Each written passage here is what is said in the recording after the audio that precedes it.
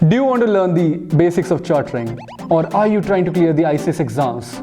Or are you looking for a career path change? Or are you a completely new person who would like to learn about the new concepts of chartering? In this video, we'll be looking into this.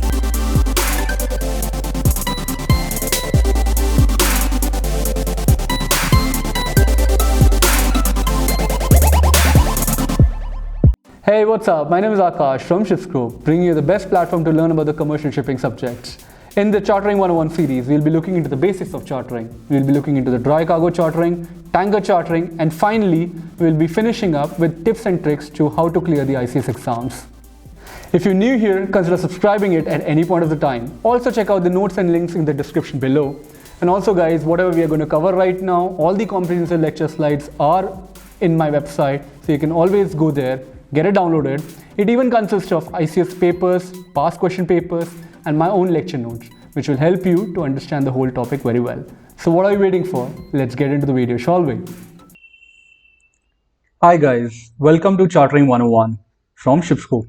So in today's content, we will be studying about players in chartering, different types of brokers, types of cargo, types of ships, cost component, and finally, we'll be ending our lecture 1 with types of chartering. So who are the players in chartering, guys? The first one is ship owner, charterer, shipbroker, freight forwarder, and ship's agent. Particularly, we will be focusing upon these three. Ship owner is in the market with a ship or with a space in the ship to earn a revenue. So what a ship owner is, he's the owner of the ship. He owns the whole ship. He gives his ship to the charterer, and charterer is the one who gives him the cargo to carry from point A to point B safely. He can be a single vessel or independent or ship owner. He can be large shipping companies as well, and he can even get into pool in order to become a ship owner. Now, what a charterer is? Charterer is a person, he's there to hire the ship or the space in the ship.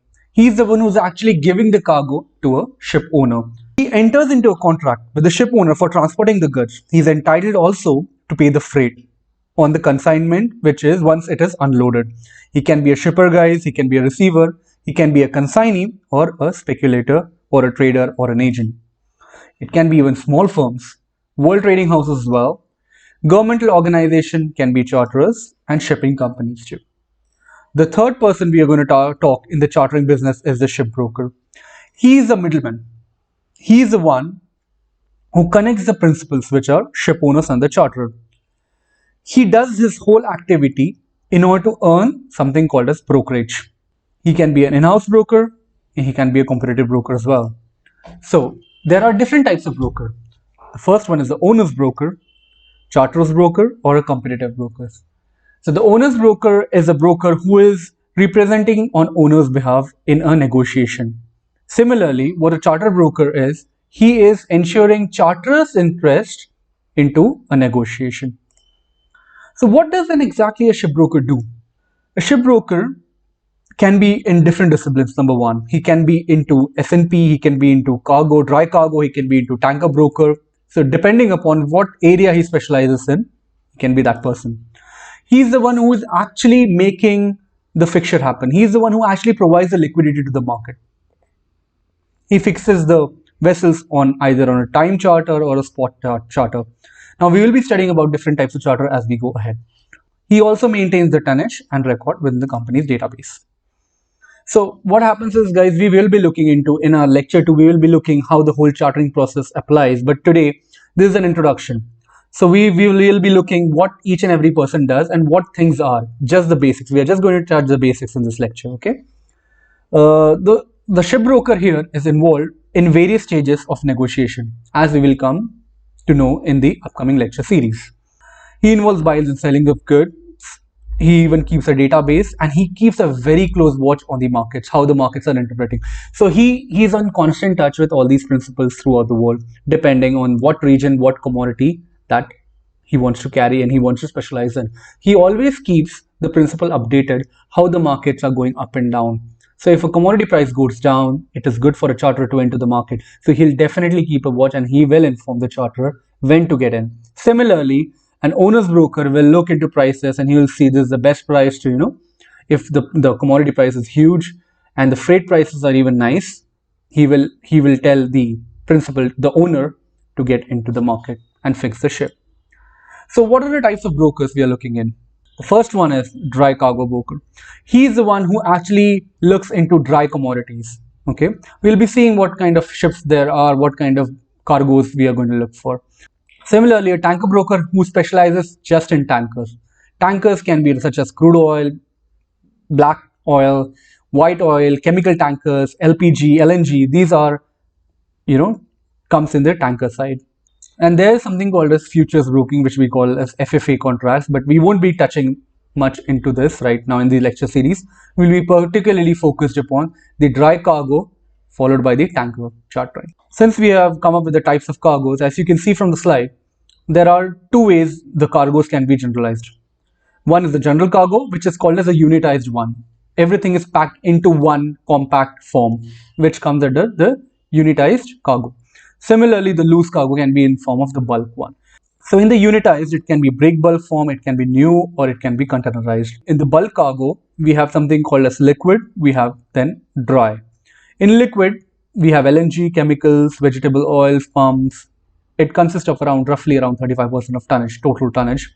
And dry bulks such as commodities as iron ore, grain, soy, beans, wheat, bauxite, sand, all these come under the dry bulk commodities. Before this, once we get into the chartering, we need to understand what ship sizes and how the ships are classified. Especially in the dry bulk segment, we have the smaller size, which is called as Handysize. Which is around 20 to 40,000 deadweight tonnage. Then there is this second one is the Handymax, slightly bigger, which has 40 to 50,000 deadweight tonnage. Then we go into Supra, which is 50 to 60,000. After that, the Pana, which is 60 to 80. A Post-Panamax, which is also called as baby Capes, which is less than 125.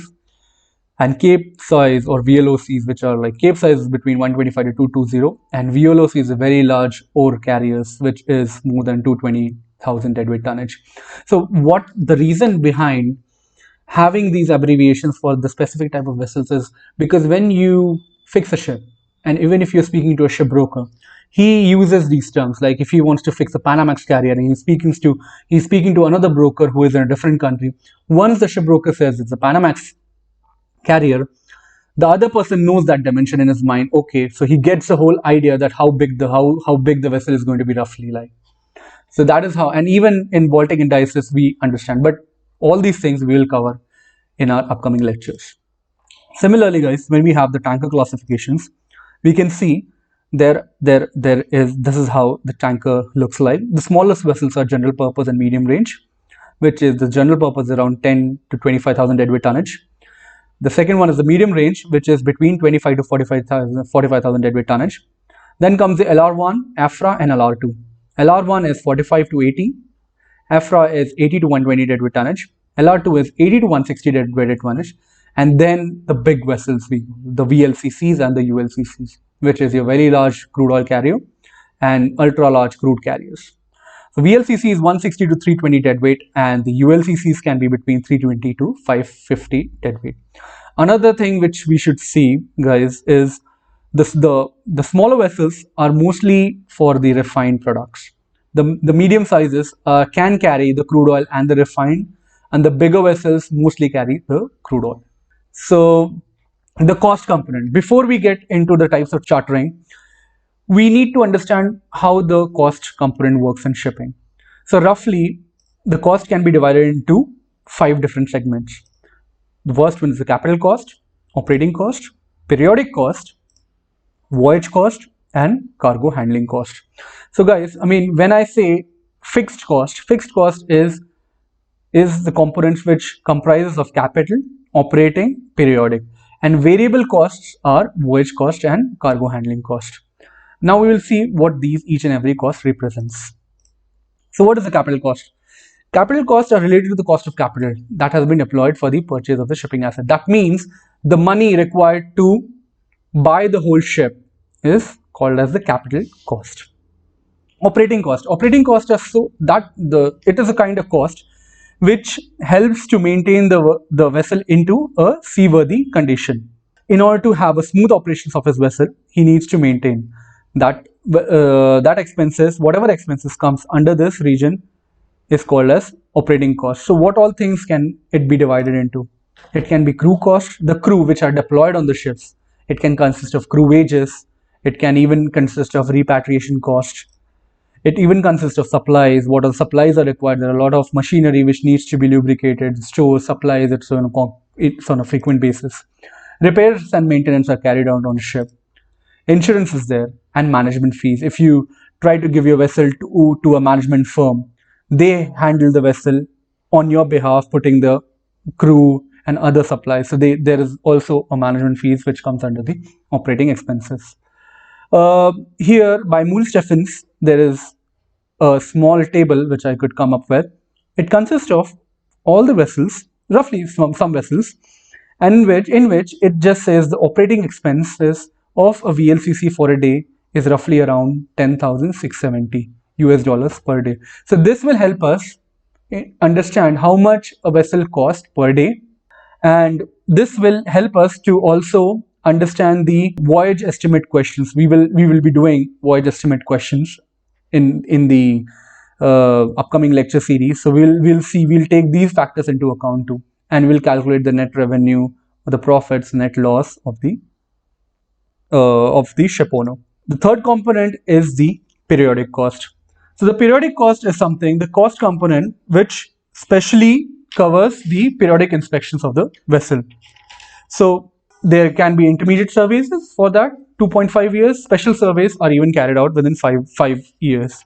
So there is one requirement, guys. I mean, what our periodic cost is? Periodic cost is something where where the ship owner has to put money in order to get his vessel seaworthy. So as per SOLAS, which is safety of life at sea, all the merchant vessels require an inspection of a hull or dry docking, which is it is needed twice in 5 years. So this is these are regulations which are put up by SOLAS in order to get it done. So these all costs, the costs which are undertaken in this section comes under the periodic cost. The fourth one is the voyage cost. Now the voyage cost is something which is subjected to a voyage. If a vessel undertakes a voyage, whatever costs which are incurred comes under the voyage cost. So what all these are? First one is the fuel cost, canal dues. So again, guys, the fuel itself is one of the major costs in shipping, because the bunkers which we carry, VLSFO, LSFO, MGO, IFO, these are fuel oil and these are expensive. Each and every day vessels consume a huge amount of oil, and each and every ton is roughly costing around $400 per ton. So that multiplied by 20-30 tons of a vessel it is a huge cost per day. So we have to consider that into voyage cost. Similarly, we have something called as canal dues as well. Canal dues we can see in Suez Canal, or we can see in Panama Canal.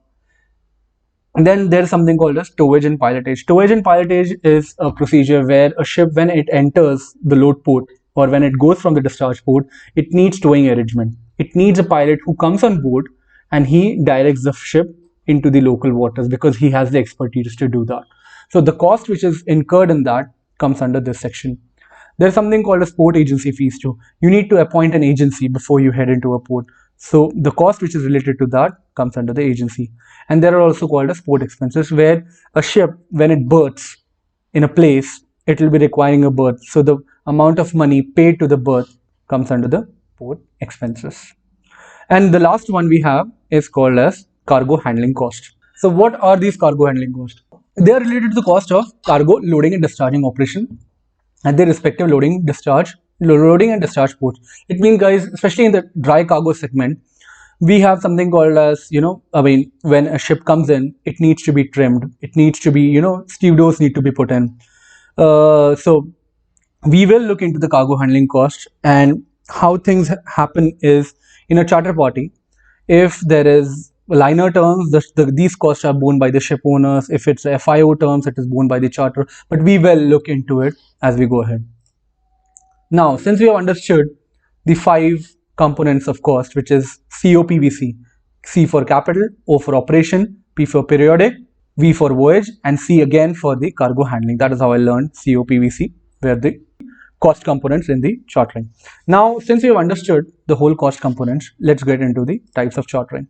So we have voyage charter, time charter, trip time charter, bareboat charter, consecutive voyages, and we will be looking into COAs. So I'll just give you a brief glimpse of what each and every charter is. The voyage charter. So voyage charter is something, guys, it is meant for a specific voyage, okay? And it is a contract between a ship owner and charter. It is also known as spot contract, okay? So it happens on a charter party. What is a charter party? Charter party is a document between the ship owner and a charter, in which there are terms, conditions, and all the details of, to execute a voyage. Again, both the parties, the principals, the charter and the ship owner, at the end of the charter party, they have to sign and execute the whole contract. We will see some of the charter party forms in our lectures, but today's lecture, what the voyage charter means is the ship is hired for just for one specific voyage. One of the most important thing here to notice is all the costs are borne by the ship owner's behalf. Nothing is borne by the charterer's behalf. It is a voyage between the load port and the discharge port. The charter pays the vessel owner per ton or lump sum basis. The owners pay all the costs, which includes port, fuel, crew, everything. The payment is known as the freight. So what is lay time? Lay time is something, the total amount of time given in order to complete the cargo operations to a charter is called as lay time. If it exceeds, there is something called as demurrage, and if it's done within the stipulated time period, we call it dispatch. But we will be looking into these topics as we go ahead lectures. Then we have something called as time charter, guys. Now, time charter is something in which the vessel is hired for a particular period. Okay, what it means is the ship owner gives his vessel to the charterer, and charterer employs it for a specific time period. That being said, ship owner pays for the fixed cost. So what are the fixed costs, guys? Fixed costs are the capital cost, operating cost, and the periodic costs. These costs are covered by the ship owner's behalf. But when it comes down to the time chartering, the variable costs are being covered by the charterer, which is your cargo handling cost and the voyage cost are taken care by the charterer. Here, in this kind of charter, it is hired on a daily basis or a pro rata basis. So every day, a specific time charter hire is being paid by the charterer to the ship owner. Let's say if he hires a vessel, he'll be paying $10,000 per day or $12,000 per day. Okay, so this comes under the time charter, and usually the charter hire is paid in advance by the charterer to the ship owner. Time charter pays for the fuel, as we discussed about this. Now, trip time charter. Trip time charter is a combination of a voyage and a time charter. The beauty of this contract is that it is the responsibilities are as similar as the time charter. That means the cost components are being taken. The cost components are as similar as what the time charter is. The fixed costs are being borne by the ship owner, and the variable costs are borne by the charterer. And it's not as similar as time charter because now the period depends upon when the voyage finishes. Okay, intention we covered the period of TCT depends upon voyage. That's the main part. It's not as of the time, but the responsibilities are as similar to the time charter. The fourth one is the bareboat charter. Now, bareboat charter is also called as the demise charter. Normally, what happens? Why people go for bareboat charter is the contract itself is on a very long basis. That means the vessel is given to the charterer for periods like 5 years, 10 years, 15, 20 years. It can be that big. And there is something called as demise clause in the bareboat charter. After a certain period of time, the charterer is ready to buy the whole asset, the ship, from the ship owner for a stipulated price. Okay, it's not going to be for free. As the time progresses, it will be after 10 years down the line, the charterer has the right to buy the asset at a lesser price. Here, as far as the costs are concerned, all the costs are borne by the charterer except the capital cost and the insurance cost, except that each and every cost is borne by the charterer. Demand charter is common for tankers and bulk carriers. So now we have consecutive voyages, a situation where the ship is deployed for just not one voyage but for series of voyages on a consecutive basis. I'll give you an instance. Let's say a ship is carrying coal from Australia, Sydney, Australia towards Hong Kong, and it comes back again to the same load port. This is one of the best examples of the consecutive voyages, guys. So it keeps on doing the same route, same cargo. People go for consecutive voyages. The voyage element is dominating. Now, what are COAs? Now, COA is a contract between ship owner and charterer, in which ship owner agrees to carry a good for the charterer and ship, or to give the charterer the use of the whole part of the ship's cargo carrying space for a specified voyage for a specified time. The charterer agrees to pay the specified price called freight for the carriage of goods. Let's imagine the fact that HPCL, Hindustan Petroleum, wants 12 million metric tons of oil from Arabian Gulf towards west coast of India. So charterer can either go for like voyages, like spot voyages, number of spot voyages, which will be quite complex for him because so many shipments and keeping a track of so many shipments is quite difficult on his behalf. So he enters into a COA in which he gives the flexibility to the ship owner, that ship owner boss, that you carry 12 million metric ton of cargo oil from Arabian Gulf towards west coast of India in 1 year of time. So this gives the flexibility to the ship owner to use. He's not limited to one particular vessel. He can use different number of vessels. And for him, the security is that he has already got 1 year of employment. So this is what a COA is. With the last lecture slide, guys, I've come up with a table in which the cost components are highlighted. As we can see, there's a COPVC, which is capital, operating, periodic, voyage and cargo handling cost.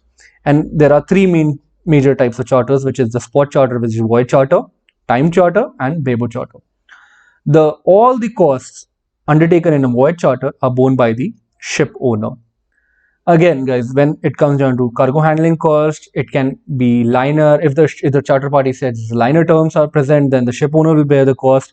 If it's FIO, FIOS, FIOST terms, then the charter bears the cost. But we'll look into it as we go ahead. In the time charter, the fixed cost or capital, operating and periodic are borne by the ship owner. But the variable cost component is borne by the charterer, which is voyage and cargo handling cost. When it comes down to bareboat, guys, the capital cost is the only cost which is borne by the ship owner. Rest all the costs are borne by the charterer. One thing to note is that the insurance regarding to the capital cost are also borne by the ship owner in this case. With this, we finish off the lecture 1. Thank you.